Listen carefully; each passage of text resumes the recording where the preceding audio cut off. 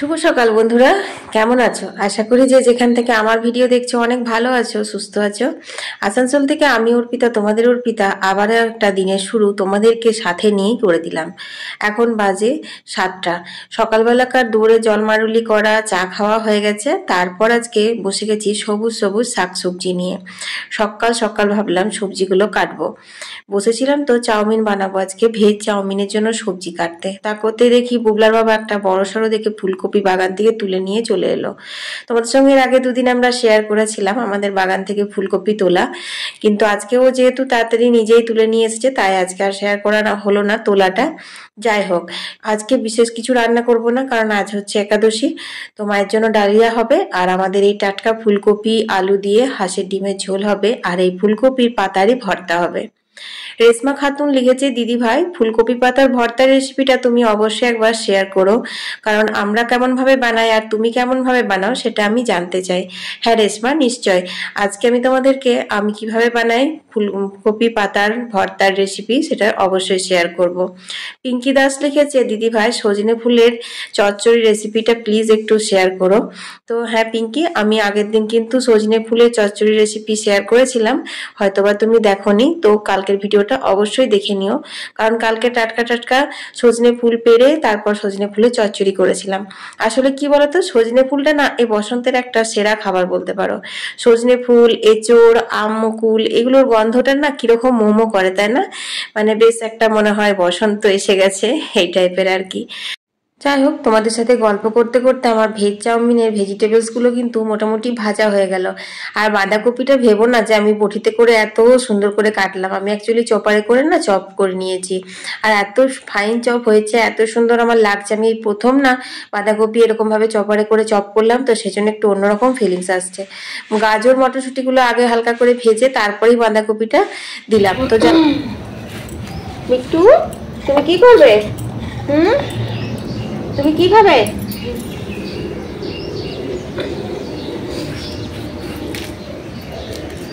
তো চলো সবজিটা হোক ততক্ষণ সেদ্ধ, আমি এগুলো ছাড়িয়ে নিই।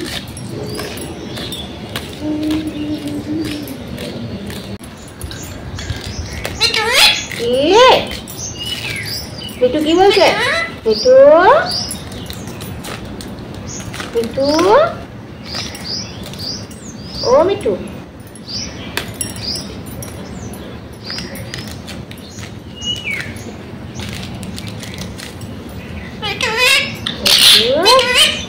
মিটু, মিটু তো উঠে গেছে। মিটু, মিটু, মিটু তো উঠে গেছে, আবার কে উঠবে?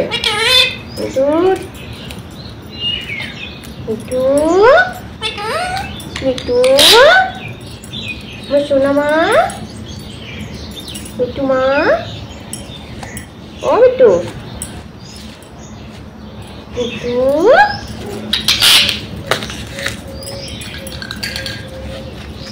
তো বন্ধুরা, তোমরা শুনলে আমাদের মিঠু কত সুন্দর কথা বলে। আমাদের মিঠু কিন্তু খুব সুন্দর কথা শিখে গেছে, জানো তো। তো সেরকম ভাবে মিঠুকে যখন আমি ক্যামেরা করি, শর্ট ভিডিও তোমাদের সঙ্গে আপলোড করি, তখন না অত কথা বলেন না, একটু দূরে ক্যামেরাটা রাখা ছিল। তাছাড়া ও সবজি কাটার সময় না ওকে খুলেই দিই প্রত্যেক দিন। তো সবজিগুলো এদিক ওদিক নিয়ে একদম কাটাকুটি করে। তো আজকে খোলা হয়নি, যেহেতু খাঁচার ভেতর আছে। আসলে বিড়ালগুলো সবগুলো খুব ঘুরঘুর করছে, সেই জন্য আজকে এখনো বের করিনি। তবে হ্যাঁ, একটু পরেই বুবলা ঠিক বের করবে। বুবলার পড়া মানে এখন পড়তে বসেছে, তাই সবজি কাটতে কাটতে আমার এদিকে সবজি সেদ্ধ হয়ে গেছিল। অল্প একটু ম্যাগি মশলা দিলাম, আর দিয়ে দিলাম হচ্ছে চাউমিন। চাউমিনটা সেদ্ধ করেছিলাম, সেদ্ধ করার সময় নুন দিইনি, শুধু জলে সেদ্ধ করে তারপর জল ঝরানোর পরে অল্প একটু তেল মাখিয়েছিলাম, কাঁচা সর্ষের তেল। আর তোমার ওই চাউমিনে যে নুনগুলো থাকে সেগুলোই দিয়েছিলাম 1 প্যাকেট চাউমিনে, আর 1 প্যাকেট তোমরা তো দেখলেই এই সবজিগুলোর মধ্যে দিয়েছিলাম, এই আর কি। তো 3-4 প্যাকেট চাউমিন করলেও নুনগুলো এত বেশি থাকে, 2 প্যাকেট 2.5 প্যাকেট নুনে কিন্তু হয়ে যায়। তো দেখো এখন আমি মিক্স করে নিচ্ছি। আজকে কিন্তু কিন্তু ভেজ চাউমিনটা খুব ভালো হয়েছে আর খেতে। আর অনেক দিন বাদে জানো তো এরকম ভাবে করলাম সবজি দিয়ে। আসলে সকালবেলা ব্রেকফাস্ট মানে যত তাড়াতাড়ি মনে হয় করে নেব ততই তাড়াতাড়ি ভালো, তো সে কারণে বেশিরভাগ দিনই বাদাম দিয়েই চাউমিনটা করে দিই। আর তোমার ডিম টিম তো সকালে দেওয়াই হয় না। আর আজকে একাদশী, মাও মুড়ি খাবে না, সেজন্য ভাবলাম একটু বেশি করে ভালো করে করি, মায়েরও খাওয়া হয়ে যাবে, বুগলার বাবাকেও টিফিনে দিয়ে দেবো আর বুগলাও খেয়ে নেবে। নে মিঠু বেরোবে না, মিঠু তোমার বাসায় চাউমিন আছে, খাও। এখন বাজে 11:30 মতো। তো রাতের জন্য মটরশুঁটি আলু দিয়ে নিরামিষ করে ঘুগনি করে রাখলাম। আর তোমার কলের জল চলে এসেছে, বুঝতেই পারছো এখন আমি কলের জল নিয়ে নিচ্ছি। আসলে ঘরের কাজগুলো তোমাদের সঙ্গে সেভাবে শেয়ার করা হচ্ছে না। কি হচ্ছে বলো তো, সরস্বতী পুজোর দিন থেকে সন্ধেবেলায় ওখানে প্রোগ্রাম হচ্ছিল, তো ওখানে চলে যাচ্ছিলাম। তো সন্ধেবেলায় মানে রাতের দিকে তো আর এডিট কমপ্লিট করতে পারছিলাম না। আর সকালবেলা এত কাজ, তোমরা তো আমার ভিডিওতে দেখেছো, সেই সমস্ত কাজ সামলে সামলে এডিট করতে আমার খুব অসুবিধা হয়। তো ফোনটাতেই আমি এডিট করি আর ফোনটাতেই রেকর্ডিং করি, সেই কারণে অনেক কিছু তোমাদের সাথে রেকর্ডিং করতে পারছি না। তো যাই হোক বন্ধুরা, হাঁসের ডিম সেদ্ধ হয়ে গেছে। আর এখানে এই যে কপি পাতাটা সেদ্ধ করে রসুন কাঁচা লঙ্কা দিয়ে বেটে নিয়েছিলাম, তারপর কালো জিরে ফোড়ন দিয়ে তেলে এখন ভাজা ভাজা করে নিচ্ছি। যাই হোক, রান্না বান্না কমপ্লিট করে নিয়েছি। আজ তো বিশেষ কিছু রান্না হবে না, তোমাদের বললামই, শুধু ডিমের ঝোল আর পাতার ভর্তা, মায়ের জন্য একটু ডালিয়া করেছি। তো সেগুলোই হয়েছে। এখন বুগলার বাবা স্নান করে নিচ্ছে। আর বুগলার বাবা আজকে না অফিস থেকে কেউ একজন ওদের ওখানে থেকে কুম্ভ স্নান করতে গেছিল, তো একটু কুম্ভর জল এনে দিয়েছে। তো সেই জলটা নিয়েই এখন চলছে আমাদের বাড়িতে অনেক কিছু গল্প স্বল্প। যাই হোক, আমি স্নান করে আস্তে আস্তে মা মাথাতে ছিটিয়ে দিল। আর বুগলা বলছে বাকি জলটা সব ও হরহর করে ঢালবে মাথার মধ্যে। জল তো আছে ছোট্ট একটা ঘটির, এক ঘটি, মানে ছোট্ট মানে একদমই ছোট্ট ঘটির, মোটামুটি বলতে পারো ঠাকুরের যে সব থেকে ছোট ঘটিগুলো সেগুলোতে অল্প একটু জল আছে।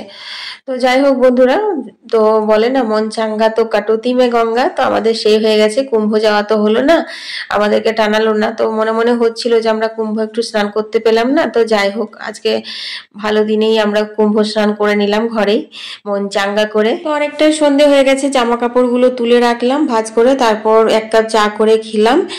আর এখন দেখো ঘরগুলো ঝাড় দেওয়ার পর এখন উঠোনটা ঝাড় দিয়ে নিচ্ছি, তারপর সন্ধে দেবো আবার কি, এই তো প্রত্যেক দিনের কাজ।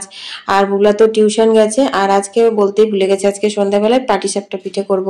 কদিন আগে থেকে খোয়াটা এনে রাখা ছিল, মানে সরস্বতী পুজোর বারের দিন করার কথা ছিল, তো বিশেষ কোনো কারণে সেদিন আর হয়নি। তো খোয়াটা রাখা ছিল, করে নি, কারণ আর তো পিঠে খাওয়ার সিজন নেই। গরম পড়ে গেলে পিঠে করতেও ভালো লাগে না আর খেতেও ভালো লাগে না, বুঝতেই পারছো।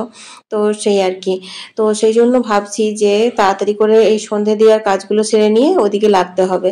আর তাড়াতাড়ি আর কি করব বলো, তোমরা জানো আমার একটু না সন্ধে দিতে লেটই হয়। ঘরে একটু সন্ধে দিই, তারপর মন্দিরে দিই, দুটো মন্দিরে সন্ধে দিই, ওখানে অনেক থাকে মানুষজন, ওদের সাথে একটু গল্প করি, এই করে আস্তে আস্তে অনেকটাই হয়ে যায় রাত্রি। তো যাই হোক চলো।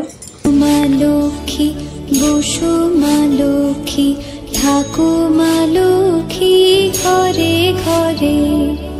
এসো মা লক্ষ্মী বসো, মা লক্ষ্মী থাকো, মা লক্ষ্মী ঘরে ঘরে।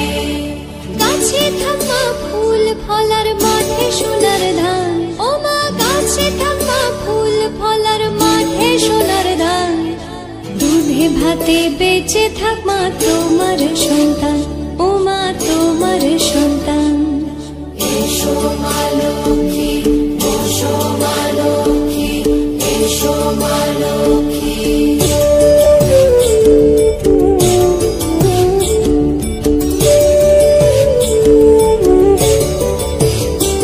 দীপ জলে সাজে শাখ বাজে তোমার বাহনে, পুষ্প অর্ঘ আদি দেই মা তোমার চরণ, ও মা তোমার চরণ। জীবনানি পূজে তোমায় জীবজন স্বরে, জীবনানি পূজে তোমায় জীবজন স্বরে। তো দেখো বন্ধুরা, এখানে হয়ে গেছে আমার পাটিসাপটা পিঠে, অনেকগুলো হয়েছে আজকে। আর করেছি হচ্ছে এখানে যে দিনের বেলা ঘুগনিটা একটু গরম করছি, আর ওখানে দুধ বসিয়ে দিয়েছি। আর এইখানে হয়েছে দিচ্ছি গোলা রুটি, আজ প্রথমবার বানালাম, খুব ভালো হয়েছে, এত সুন্দর ফুলেছিল না কি বলবো। কি বুগলা টিউশন থেকে এলো, এসে এখন গোলা রুটি ঘুগনি সীতাভোগ মিহিদানা সব কিছু খাবার খাচ্ছে। তারপর কি খাবে? রাত্রে ভাত। তো বন্ধুরা 10টা বেজে গেছে, এবার খাওয়া দাওয়া হবে। একটু ভাত করলাম, তোমাদের তো বললামই, ও ঝোল ভাত এসবই আছে। আর যা যা সন্ধেবেলায় হলো পিঠে গোলা রুটি ওগুলো সব আজকে খাওয়া দাওয়া হবে।